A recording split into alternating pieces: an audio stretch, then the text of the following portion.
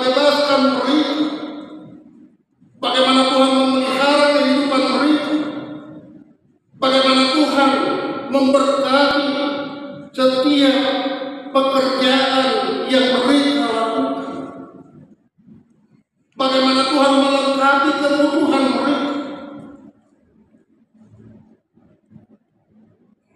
Tuhan tidak pernah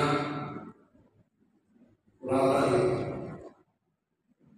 Tuhan selalu dan selalu memberikan perhatian khusus kepada bangsa Israel. Tetapi ada yang terjadi, Bapak Ibu Saudara terkasih, di tengah-tengah kehidupan bangsa Israel. Setelah mereka menerima segala sesuatu yang Tuhan perbuat bagi mereka, ketika mereka sampai di tanah Kanaan, mereka hidup makmur, mereka hidup sejahtera, mereka hidup makmur, mereka dalam tanda kutip menduakan Tuhan. Mereka menyembah Allah. Mereka dalam akan kekuatan dunia ini yang disajikan, yang ditunjukkan oleh bangsa Tuhan. Terjadi perkawinan silam.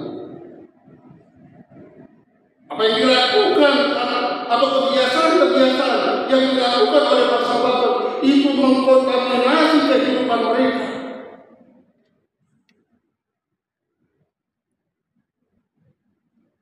Mereka terjadi, dan bukan hanya terjadi secara fisik, saudara-saudara, juga mereka terjaga secara rohani. Mereka tidak bebas menyembah Tuhan. Mereka selalu menerima cemoohan dari penyembah-penyembah Allah berhala pada waktu itu. Dan ketika hal itu terjadi di tengah-tengah kehidupan mereka, mereka mempertanyakan otoritas Allah sebagai pembebas mereka. Keraguan timbul, kesangsian timbul, ketidakpercayaan timbul. Dan ini bukan hanya terjadi di tengah-tengah kehidupan bangsa Israel. Hal itu juga bisa terjadi di tengah-tengah kehidupan kita pribadi sebagai orang Kristen. Ketika kesesakan demi kesesakan, beban demi beban, kesukaran demi kesukaran, penderitaan demi penderitaan, terus menerus datang silih berganti. Bagaimana? Masihkah kita percaya Tuhan yang kita sembah adalah Tuhan yang kekal?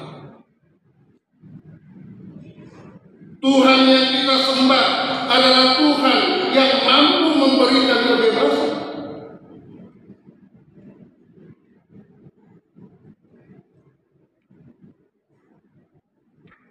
Coba kita renungkan dalam perjalanan hidup ini. Kenapa? Karena tidak sedikit orang mengatakan ketika mereka ditanya apakah engkau percaya kepada Tuhan,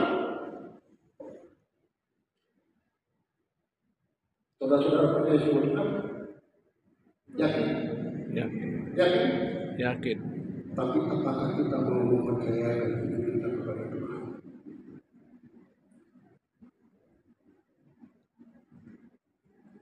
Kalau saya tanya sama ini, percaya nggak sama saya? Percaya? Silakan jawab. Percaya nggak? Percaya. Hah? Percaya? Pasti ada yang percaya. Lalu apa yang paling berharga bagi Bapak Ibu yang sangat ingin saudara bawa? Android, dompet, kunci mobil, atau yang lain? Dan ketika Saya yang Bapak Ibu katakan percaya meminta barang yang berharga untuk saya pakai. Maukah saudara memberikan? Belum tentu. Oh, kenapa? Duluan. Ya. Orang kalau percaya, dia nggak akan memberikan. Amin. Sama seperti kehidupan suami dan istri. Ketika suami mengatakan aku percaya kepadamu, mami, apa yang diminta oleh istri dia pasti berikan. Setuju? Ketika anak mengatakan aku percaya kepadamu papi, mami, maka apa yang diminta oleh sang papi dan mami kepada anaknya dia akan berikan. Setuju? Tapi ketika mereka tidak mau memberikan apa yang diminta oleh orang yang dia percaya, maka dia bohong mengatakan dia percaya. Amin. Dan hidup kita itu seperti itu, Bapak Ibu Saudara. Tidak beda seperti bangsa Israel. Mereka percaya kepada Tuhan Allah, tetapi ketika Tuhan Allah mengatakan, ketika Tuhan Allah meminta, wahai bangsa Israel, berikan hidupmu bagiku.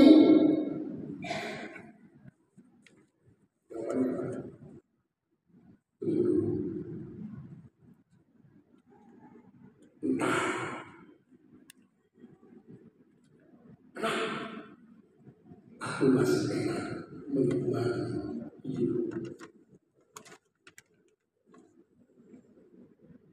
Sehingga terjadi di tengah-tengah kehidupan bangsa Israel pada waktu itu, iman mereka mengalami degradasi dan kemerosotan. Terbukti Yesaya mengatakan, tidakkah kamu tahu? Tidakkah kamu dengar? Tidakkah diberitahukan kepadamu dari mulanya? Kenapa suara Yesaya keluar seperti itu? Karena Yesaya melihat telah terjadi degradasi, kemerosotan iman di tengah-tengah kehidupan bangsa Israel. Mereka merasa Tuhan melupakan mereka, padahal bukan Tuhan melupakan mereka, melainkan mereka yang lupa pada Tuhan.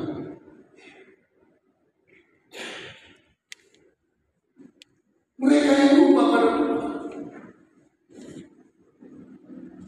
Oleh karenanya Bapak Ibu Saudara terkasih, dalam hal ini saya kembali menekankan kepada mereka pada waktu itu dan kepada kita pada hari ini, bahwa Allah yang kita sembah adalah Allah yang terus-menerus melihat, terus-menerus memperhatikan, terus-menerus mengetahui sekecil apapun persoalan, sekecil apapun penderitaan, sekecil apapun kesukaran yang akan dihadapi oleh setiap orang yang dia kasih.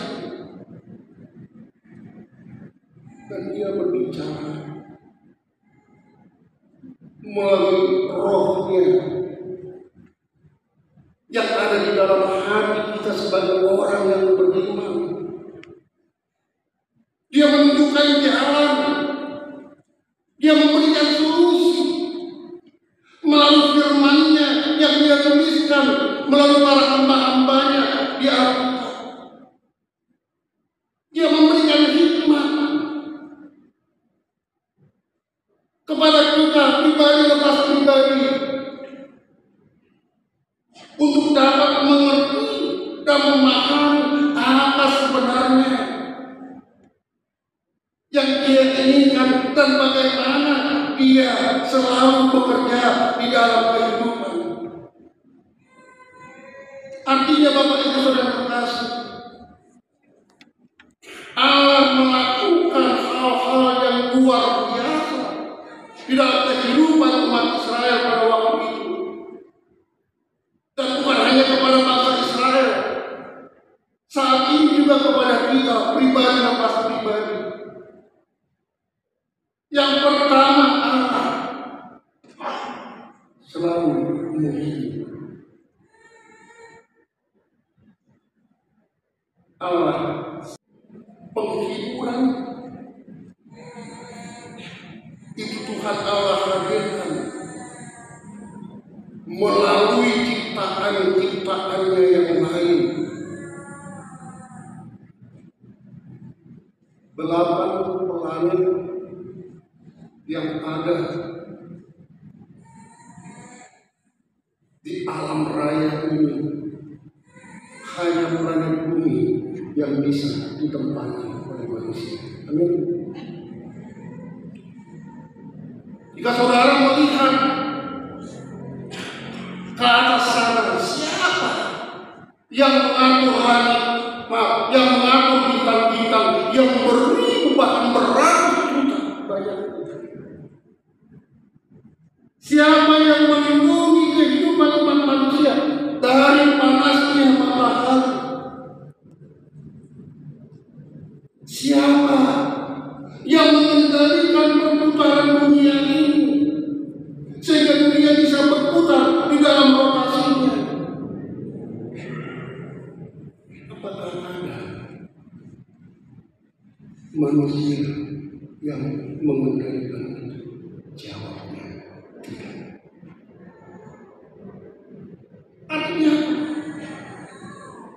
melalui segala ciptaannya Allah mengatakan supaya kita sebagai umatnya yang dia kasih, jangan takut, jangan gentar, jangan bimbang, jangan sanksi. Sedangkan langit bumi segala sesuatu bisa aku atur. Apa lagi?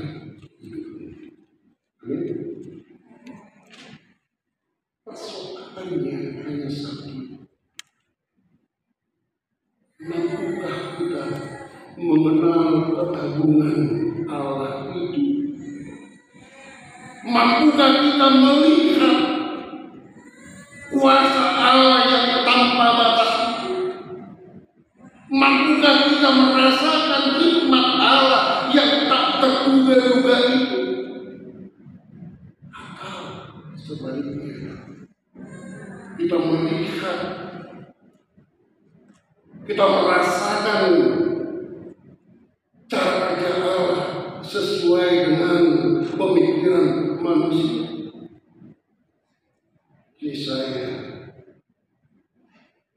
menegaskan kembali kepada bangsa Israel pada waktu itu dan kepada kita hari ini. Jangan andalkan dirimu, jangan andalkan hidupmu. Karena apa?